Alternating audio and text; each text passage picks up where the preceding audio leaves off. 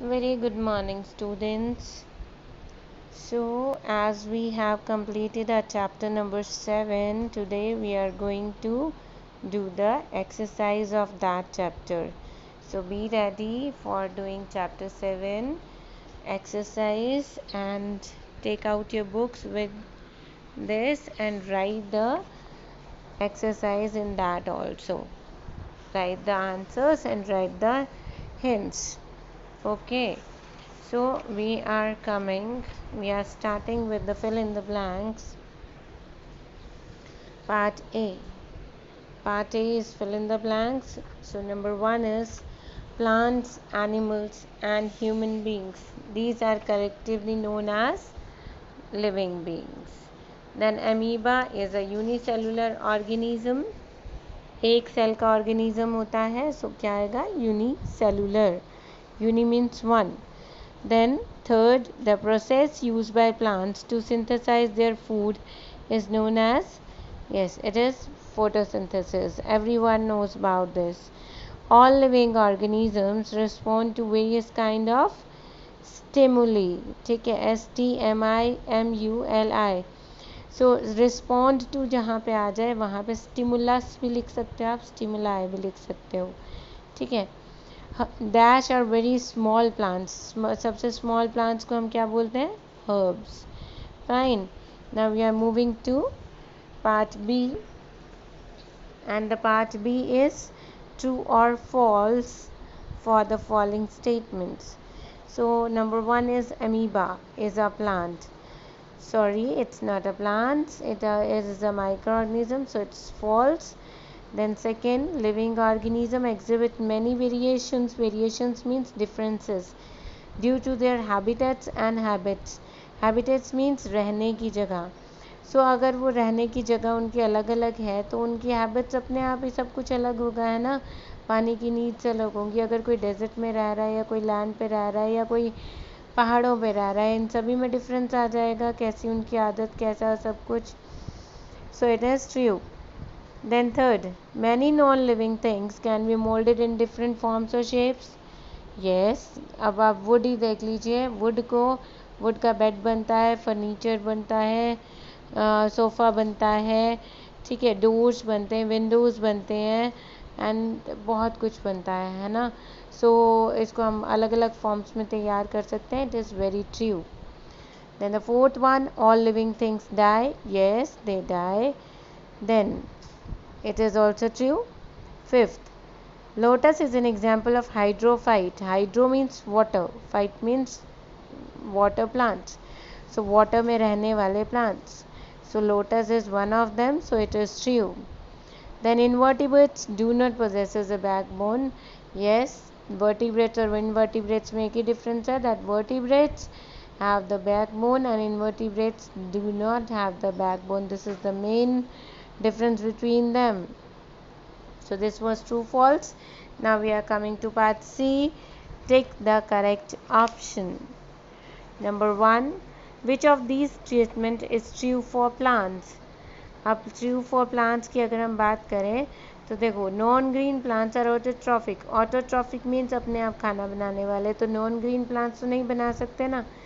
Then second, green plants are autotrophic. Yes, it is true that green plants are autotrophic. यहाँ रुकना नहीं है, true है तो एक बार सारे ऑप्शंस पढ़ने चाहिए. Then all plants are heterotrophic. Heterotrophic, hetero means others, which depend on others for their food, but it's not right na. All plants are not heterotrophic. Maximum of these are autotrophic. All non-green plants are saprophytes. सारे non-green plants saprophytes होते हैं. Not necessary because they can be parasites too, है ना. Then we are coming to the next page. Point 2. Which of the following plants belong to the category of shrubs. Shrubs की category में कौन आता है? Mango tree है, neem tree है, tulsi herb है and rose is a shrub. Which one among these is not a flowering plant. Flowering plant कौन सा नहीं है? ग्रास में फ्लावर्स लगते हैं, रोज में लगते हैं, मैंगो में लगते हैं, बट अलगी में कोई फ्लावर्स नहीं लगते. Then biennial plants are those plants which live for bi means 2. So 2 years will be there. All living organisms have, ज़रूरी नहीं सभी की बोन्स हो, ज़रूरी नहीं सभी उड़ सकें और feathers हो, और ये भी ज़रूरी नहीं कि सभी के पास तना हो, stem हो. So cells should be there, that all living beings, और कुछ होना हो, सभी के पास cell ज़रूर होता है. Then which of these is an invertebrate? इनमें से invertebrate कौन सा है? क्या स्नेल के बैकबोन होती है? बिल्कुल नहीं होती. स्पैरो की होती है. ठीक है. देन कोबरा, फ्रॉग, इन सब की होती है. That means are true is snail. Okay, I hope that you understand all these. You have done these. Now I'm coming to the next, that is part D. So these are the answers which you have to write in brief, means छोटे छोटे. So name any 3 important characteristics of living beings. Living beings के 3 characteristics लिखने हैं. तो इतने सारे हैं, आप उनमें से कोई भी 3 लिख लीजिए. Living things are made up of cells. Living things can move. Living things can respond to stimulus. Then living things need nutrition. Living things reproduce. Living things die. So कुछ भी लिख सकते हो आप. Then state the difference between autotrophs and heterotrophs. पहले definition दीजिए, फिर example दीजिए. Auto means the organism which can prepare their own food, that means by their self. Or heterotroph means which do not prepare their own food. Okay, so example is mushroom. Then third, give 2 examples each of annual, biennial and perennial. Annual, biennial and perennial. Annual means which live for 1 year. Biennial means which live for 2 years. Perennial means which live for many years. Okay, so you have to give the examples now. So write the examples of annuals, biennials and perennials. Then give 2 examples each of animals which reproduce by laying eggs and by giving birth to young ones. So example ही देना है आपने इसमें. By laying eggs. Laying eggs में आप fish लिखिए, frog लिखिए, birds लिखिए. Then second, by giving birth to young ones. Human beings are there. Cat, cow, buffalo, these are there which do not lay eggs but just directly give birth to young ones. Then give 2 examples each of vertebrates and invertebrates. Vertebrates which are having backbone, invertebrates which do not have the backbone. So इनका अपने example लिखना है, जैसे starfish and goldfish. Starfish and no, goldfish नहीं, snail लिख सकते हो आप, cockroach लिख सकते हो, ant लिख सकते हो. इन सब के पास कोई backbone नहीं होती है. जबकि vertebrates में अब human beings, cow, cat and snake and lizard and means इनमें से कुछ भी लिख सकते हो, सबके पास बैकबोन होती है. ठीक है. Then in 6th, write the names of any 4 useful products obtain from plants. Plant से हमें कौन से यूजफुल मिलते हैं?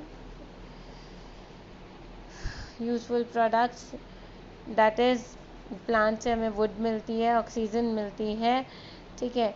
देन हमें और क्या मिलता है? लिविंग स्टॉक मिलता है, और हमें मिलती है कॉटन, हमें मिलता है paper.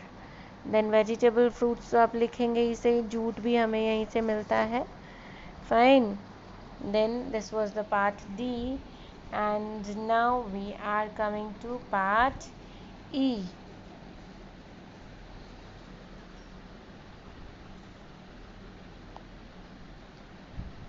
All living things respond to external stimulus. Justify this statement with examples. सभी living beings स्टिमुलस से, बाहर का जो स्टिमुलस है उससे रिस्पॉन्स करते हैं. तो हम क्या क्या लिख सकते हैं इसमें? एक तो सनफ्लावर लिख सकते हो, that sunflower always faces the sun. अगर वो सुबह है तो वो ईस्ट में होगा, शाम को है तो वो वेस्ट में होगा। देन आप स्टेम और रूट्स का लिख सकते हो कि जो स्टेम होता है वो लाइट टूवर्ड्स लाइट जाता है, जो रूट होती है वो अगेंस्ट लाइट जाती है। देन जो स्टेम होता है वो स्ट्रेट होता है, जबकि रूट जो होती है इट एब्जॉर्ब्स एवरीथिंग। ठीक है। देन आप लिख सकते हो touch me not. Touch me not में it droops its leaves when we touch it. ठीक है जी। सो कॉकरोचेस का भी लिख सकते हो that they come out for finding their food at night when light is not there. Then a cloud is considered as non-living even though it can move and can grow bigger. ये cloud बड़ा भी हो सकता है, चल भी सकता है, तो फिर भी हम उसको लिविंग थिंग क्यों नहीं मानते हैं? बिकॉज हम उसको लिविंग थिंग इसलिए मानते हैं बिकॉज हम लिविंग थिंग इसलिए नहीं मानते हैं, सॉरी। देन क्लाउड जो है मूव करता है, लेकिन उसके लिए एक्सटर्नल फोर्स चाहिए, विंड चाहिए। ठीक है। Then it can grow bigger. Yes, grow bigger हो रहा है बिकॉज जितने ड्रॉपलेट्स इकट्ठे होते जाएंगे वो ग्रो होते जाएंगे, but it doesn't need any nutrition. It is not made up of cell, है ना। It doesn't reproduce, it doesn't respond to stimulus. So ऐसी सारी चीज़ें आपको लिखनी, एग्जाम्पल्स लिखना है, and you have to describe it. Then write 2 points of differences between herbs and shrubs and trees. So herbs and shrubs और shrubs और trees में तो आप शुरू से लिख सकते हो that herbs जो होती हैं सबसे स्मॉल प्लांट्स होती हैं, उनकी जो हाइट होती है वो मतलब फ्यू सेंटीमीटर से लेके 1 मीटर तक होती है। फिर उनका स्टेम कैसा होता है, सॉफ्ट होता है और ग्रीन होता है। फिर उसके examples vegetables, grasses, many flowering plants.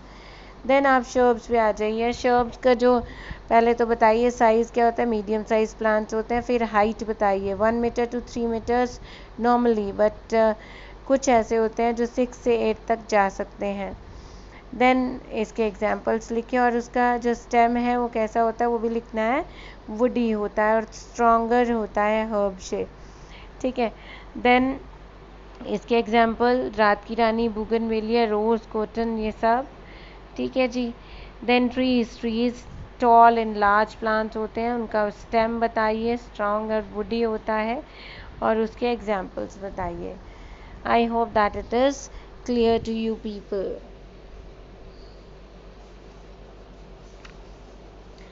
Then we are coming to state the difference between biennial and perennial. Biennial में आप बड़े अच्छे से biennial का बता सकते हैं that they live for 2 years, in perennial में they live for many years. So biennial में first year इसकी vegetative growth होती है और second year it bears flowers and fruits.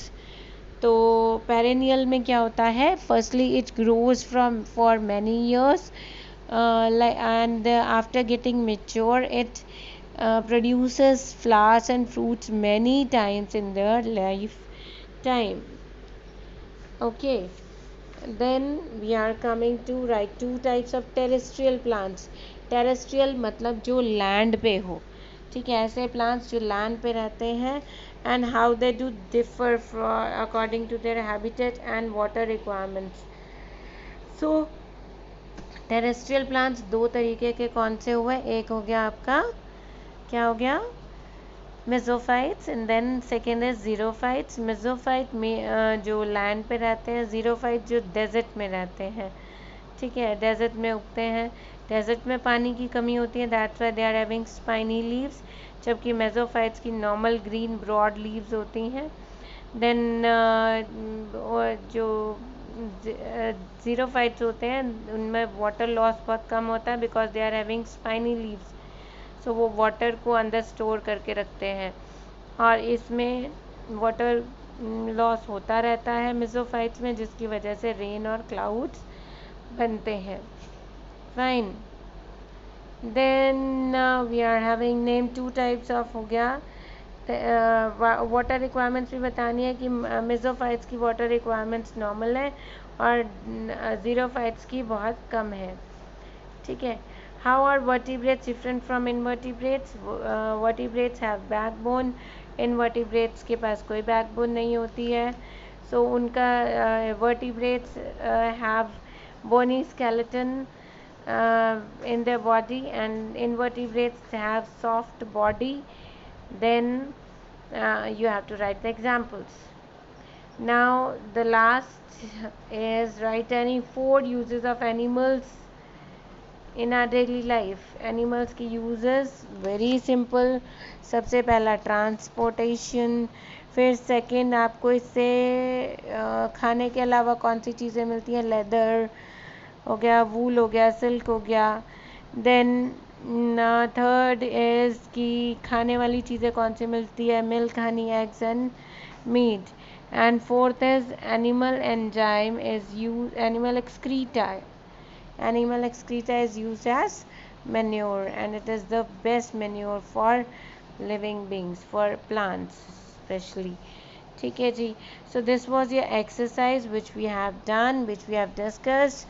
So you can find this exercise in notes in your document section also, and do revise these, do write the questions, and write questions in it, in the practical file, question and answer, and draw the diagrams also. Fine. So that's all for today. Thank you very much.